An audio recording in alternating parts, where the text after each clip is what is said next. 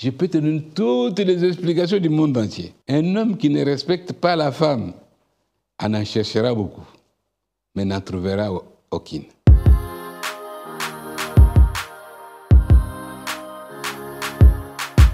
Je suis un homme organisé, je me suis organisé moi-même. Je suis un homme organisé, je sais ce que je fais quand je dois le faire. Ça, comme je me suis organisé, je suis même organisé dans ce que je mange. Tout ce que les gens peuvent manger, c'est ce que je ne le mange pas.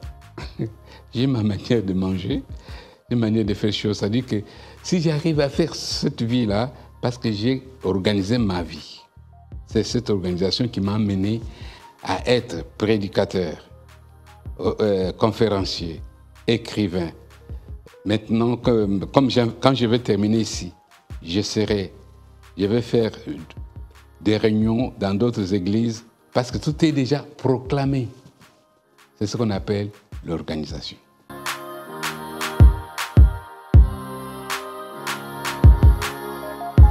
Gloire à Dieu, je vais donner la réponse selon ce que j'ai mis dans mon livre que j'ai devant moi. Il a pour titre « La foi de Dieu ». Voilà comment Dieu m'a appris, comment m'exprimer et enseigner aux autres qu'est-ce qu'est la foi de Dieu. Dans ce livre, je notais ceci. La foi de Dieu nous donne, à nous ses enfants, le droit et la capacité surnaturelle d'accéder à ses promesses et ses bénédictions. Voilà, en bref, mais je vais ajouter ça, c'est les A, B, C. Il y a les A, il y a les B, il y a les C. D'après la réponse que j'ai donnée, vous voyez que la foi de Dieu te donne, toi qui es son enfant, le droit, la capacité, mais que j'appelle surnaturelle, d'accéder à ses promesses et ses bénédictions. Maintenant, le petit B. La foi de Dieu, c'est croire que vous avez reçu ce que vous lui avez demandé et vous le verrez s'accomplir. 3. Je répète la même phrase pour la 3e fois. Vous avez la garantie qu'après votre prière, ou bien qu'après avoir prié, que vous avez reçu votre réponse avant de la voir de vos propres yeux. Votre déclaration après cela doit toujours être « Je la possède maintenant ». C'est ce qu'on appelle la foi de Dieu.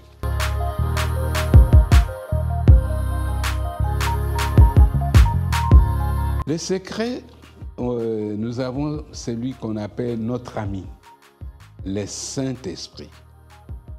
C'est lui qui m'a beaucoup aidé, mais je n'ai pas écrit les livres en se réveillant le matin. J'avais fait une déclaration par la foi en disant que je vais écrire 10 livres. C'est là que je dis à tout le monde que tout est possible à celui qui croit. Mais celui qui croit, c'est celui qui parle. Mais moi, j'ai parlé. Je crois et je parle. J'ai dit, je vais écrire 10 livres. Mais comment j'allais écrire 10 livres? Par quel miracle? Ça venait d'où? Mais moi, j'ai dit seulement, la foi, c'est une ferme assurance des choses qu'on espère. Moi, j'ai déclaré, je vais écrire 10 livres. Bon, maintenant, pour écrire, j'ai eu le temps de... Mais c'est pas... Ça dit que j'ai payé tout d'abord un petit prix. Hein. Le prix, c'est m'isoler. Je n'avais pas de contact avec les gens. Pendant une longue période, je n'avais pas de contact avec les gens. Je suis toujours tout seul. Et tout seul, ça, c'est pour avoir le temps d'écrire. Je passais tout mon temps dans mon petit bureau, dans des cafés pour m'asseoir, pour être seul. Et quand j'arrivais à cet endroit pour écrire, je disais, Saint-Esprit, Esprit de Dieu, je suis là. Donne-moi l'idée. Et dès que... Mais voilà, je vais vous dire quelque chose de sérieux. Je suis prédicateur. Quand je me mets devant les gens, je parle. Hein? J'écris parce qu'il y a je parle, il y a une foule devant moi. C'est la même chose que je fais quand j'écris. Je prends un chapitre, Je médite le chapitre, j'ai un titre, j'ai un thème, et je commence à développer mon idée là, de ce chapitre, que je peux faire devant la foule, mais maintenant je le fais sur le papier. Et je n'ai pas écrit même tous les livres le même jour. La première fois, j'ai écrit 2 livres en même temps. Deuxième partie, j'ai écrit 4 livres. Ça fait combien? 6. Après, j'ai écrit encore 4 et 10. Bon, le temps, c'était mon ami Saint-Esprit. Je suis là. J'ai lu tel texte. Aide-moi. Par exemple, l'histoire de Moïse. J'ai lu tout le chapitre des livres de Genèse. J'ai fait la prédication. C'est comme la prédication, mais j'ai reproduit l'histoire de ma manière. Après, j'ai fait quoi? J'ai fait le commentaire de tout ce que Dieu a dit à Moïse, des réponses de Moïse envers Dieu, quand il a traversé la mer Rouge, quand il a parlé au rocher, quand il a frappé sur le rocher. J'ai fait comme la prédication, mais la prédication, non pas orale, mais écrite. Tous mes livres, ce sont des prédications, mais écrites. Voilà. Si tu veux écrire, bon, c'est facile, hein? Cherche seulement un chapitre dans la Bible. Place-toi devant Dieu, parle au Saint-Esprit de te parler. Mais pourquoi nous disons, Jésus a dit, je vous enverrai un autre consolateur, aide, professeur, enseignant, conducteur, guide, conseiller. Le Saint-Esprit peut nous donner tout. Et regarde, par exemple, quand je regarde un livre comme celui-ci, si je te donne un exemple, on dit Dieu appelle à l'existence ce qui n'existe pas. Deuxième, nous disons tout ce que vous demanderez à mon nom, je le ferai. Et après, il dit en priant, croyez que vous l'avez reçu et vous le verrez s'accomplir. Mais combien de pages que vous allez trouver avec ce chapitre-là? Vous allez trouver même 5 à 6 pages. C'est-à-dire que je n'ai pas pris l'idée seulement des versets que je prêche tous les dimanches devant les gens, mais je me suis dit, mais parfois ils n'arrivent pas à comprendre. Il y a des exemples, je dois les mettre dans les livres, plus mes propres exemples, mon expérience personnelle. Par exemple, j'ai un livre qui s'appelle Exerce ta foi pour les miracles. La majorité des exemples qui sont dans ces livres, ce sont mes exemples personnels. Voilà comment j'écris mes livres. J'ai un ami de 3 mètres. Moi, je le dis, un ami de 3 mètres que j'avais vu dans mon songe. Il s'appelle le Saint-Esprit. C'est lui qui m'aide à écrire.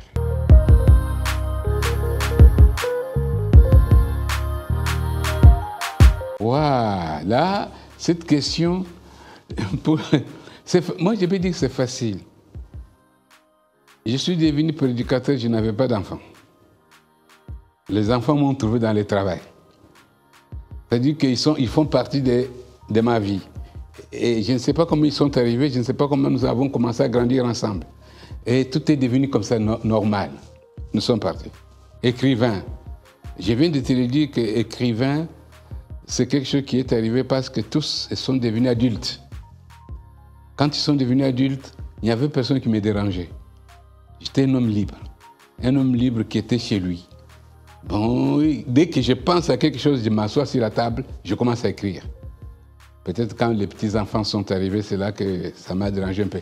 Mais, comme j'étais libre, j'écrivais le matin, j'écrivais le soir, il n'y avait personne qui me dérangeait.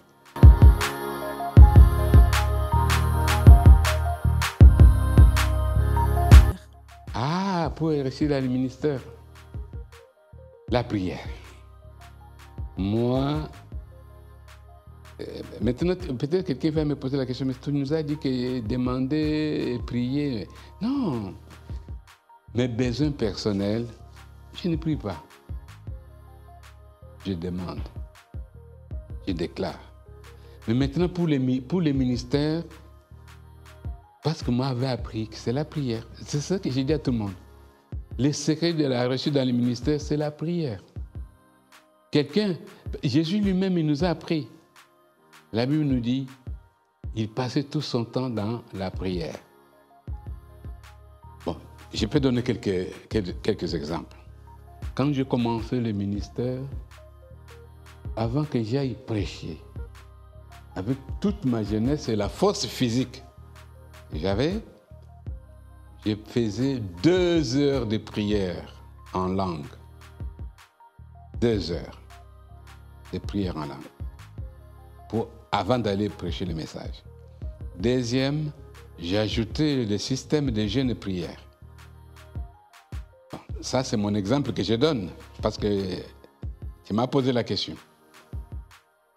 Il m'est arrivé une fois où j'ai fait un jeûne d'1 semaine pour amener le réveil dans un pays, dans un continent.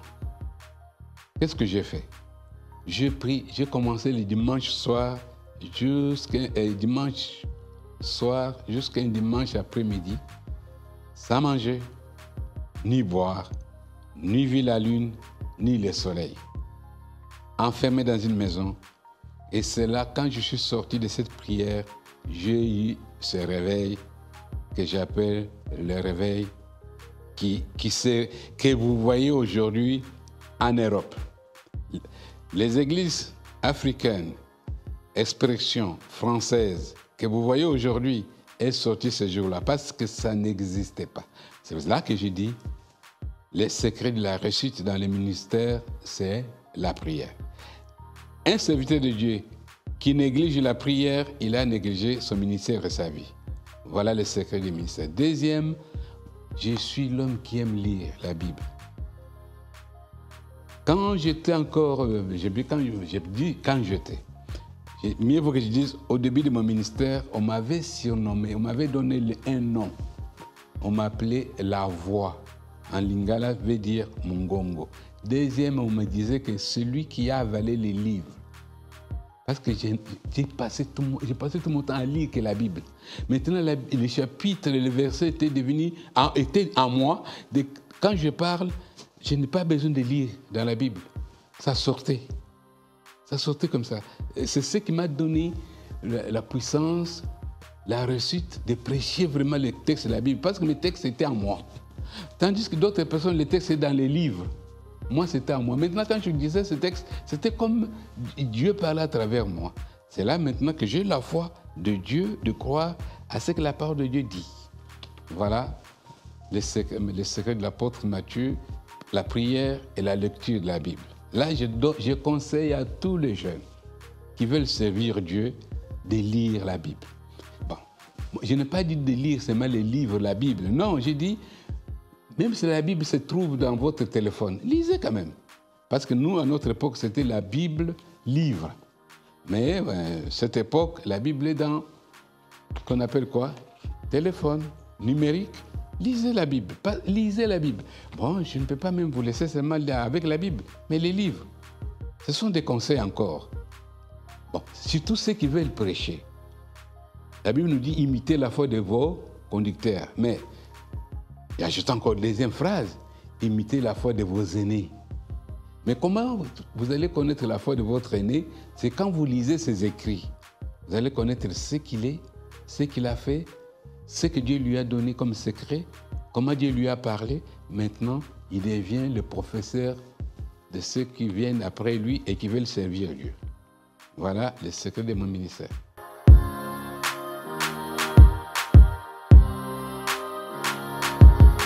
Oui, pour réussir dans sa vie de couple, là c'est très bien, je parle devant mon épouse qui est à côté de moi.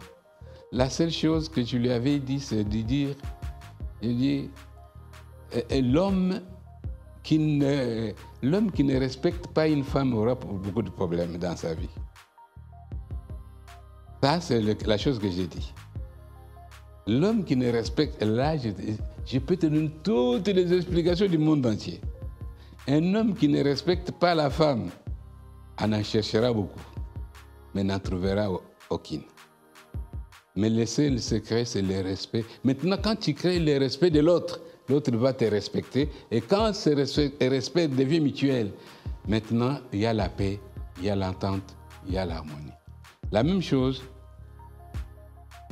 Si j'ai parlé de moi, c'est la même chose que j'ai dit à mon épouse. J'ai dit, il faut qu'on se respecte. Si on ne se respecte pas, et quand on se respecte, je ne peux pas parler d'elle en mal en public parce que je respecte l'autre. Si je respecte l'autre, s'il y a quelque chose qu'il faut faire, prenons un exemple que les gens ne savent pas.